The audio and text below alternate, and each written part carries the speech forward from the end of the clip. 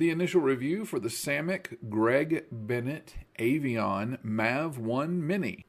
When I order these guitars used on Reverb, I never really know what I'm getting into. I knew that this was going to be kind of a mini Les Paul Jr. with a humbucking pickup, sort of something to compete with the Vox SDC-1 or maybe the Black Star Carry-On, something that sounds similar to a Hofner Shorty but actually has a small scale and is easier to travel with. I had no idea how the guitar would feel, and I knew that I didn't particularly like the way it looked, but at least I anticipated it having a good sound with that humbucking pickup that's cream or antique white that matches so well with the gold knobs that go perfectly with the chromed tunematic bridge and chromed silver tail stop and the black nut. Oh my goodness. It's like a riot of bland. So taking it out of the box, I know two things. It was packed well, and it wasn't expensive. I let it sit for a bit, tuned it up, and then got ready for my first review.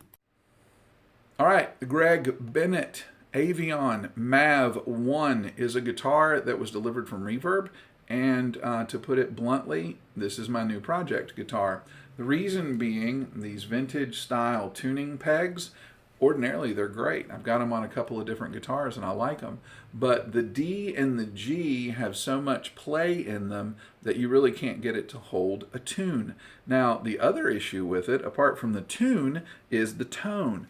The pickup in it is, well, it's not to my liking. So I'll be changing that pickup out. I want something that has a little more. And this one lacks in that. Now, the good news is the action and the neck relief are really, really good. The bridge allows for intonation, and the volume and the tone pots seem to work. So I'll probably keep the pots even if I do change the cosmetics of it. I would love to let y'all hear it, but there's no reason for y'all to see me get that angry. My first impulse is just to replace the vintage tuners with things that I have in the drawer. But the difficulty with that is the ones that I have are set up for a 10 millimeter hole in the neck, and the ones that are coming out of the neck are set up for a 6 millimeter hole. Now, I've damaged necks in the past, and I'm not going to do that to this one. It's not worth it just to get used parts. The strings, of course, need to be replaced, but the stop tail piece is in good shape. The tunematic bridge allows for intonation, and I throw an extra pickup in there just to see what it's going to look like with a silver-covered pickup, and I decide that I like that look. Of course, the corners of the tabs are squared off, which means I'm either going to have to grind metal off of the pickup or cut into the body. Given the condition of the paint and the way that it's flaking off, I'm afraid to get into the body because I think it'll just crack the paint. And it is starting to look better, particularly with that black trim ring that I've added. So I decide it's worth the effort. Let's go ahead and get the thing cleaned up. I go ahead and sand down the edges of the fret, clean the fretboard with steel wool, use car polish on the headstock to get it looking intentional, then condition the neck, polish the frets, and that way it's really starting to look like it comes together. I like this aesthetic with the silver and black. So in under an hour, I've pretty much sorted out the way that it looks, at least to my eye. I've also fixed the way that it feels, so it's time to button it up and start shopping for some parts to help with the way it sounds. Guess what humbucking-sized pickup happens to have rounded corners on the mounting plate? It's my go-to P90-ish pickup that I've got in 3 other guitars. I love the sound of this in the bridge position. It occurs to me that since I'm building what is essentially a mini Les Paul Jr., having a P90 style pickup in it makes sense. In another fit of rationality, I'm going to use direct replacement tuners. That is going to keep me from having to do any modification to the neck, and given the condition of the paint and the fragility of the wood, I think that makes sense. One major difference is these have a bit of a claw on the mounting brackets to hold them in place that will dig into the wood. That should hold them more securely and mean better tuning stability. I'm also going with black to eliminate one of the colors on the headstock to try to make this look a bit more intentional, not put together out of spare parts. Let's see where we are as far as the cost.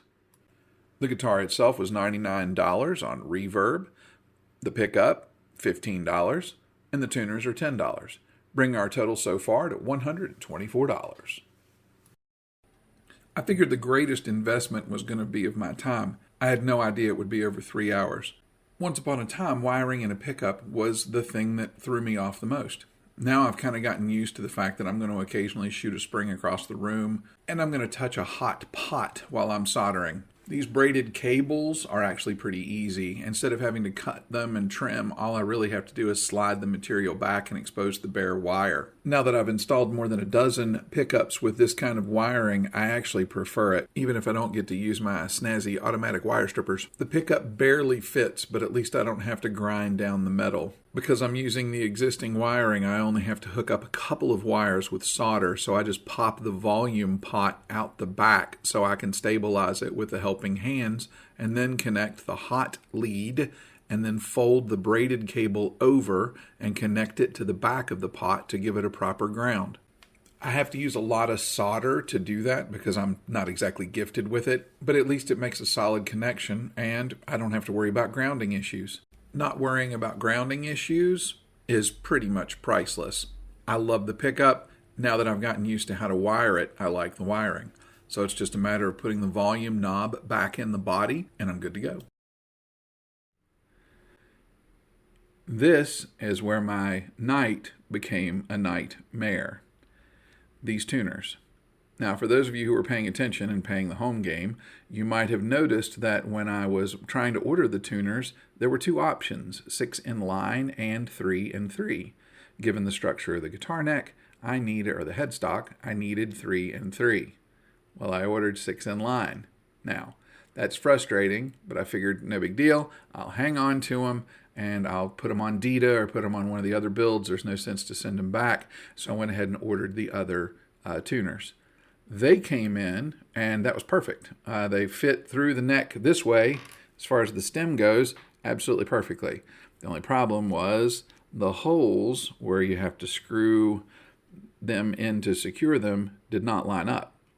Each one of the top portions towards the headstock was off. The bottom was fine, but the top was off. So not a big deal, just going to re-drill. So I went ahead and did that. So now I've got these things secured at the back of the neck and sticking through the neck like this. Completely forgot about it, went ahead and went on and did the pickup.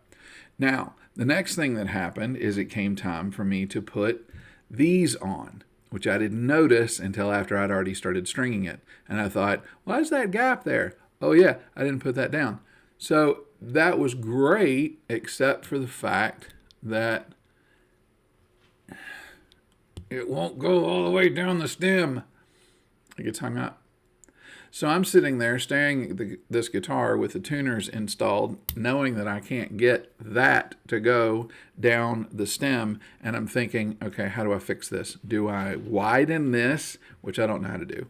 Do I take material off of this, which pretty much ruins the reason for going with black tuners to begin with? So what do I do? I don't know why I thought of this, but I decided to go ahead and pull the whatever this is. I went ahead and decided to pull this part from the 6 inline tuners, and it was plastic and it was bigger and slipped down over the new tuners with no problem. Slipped right into the neck. Matter of fact, one of them is a little too loose. So now the nightmare became a dream.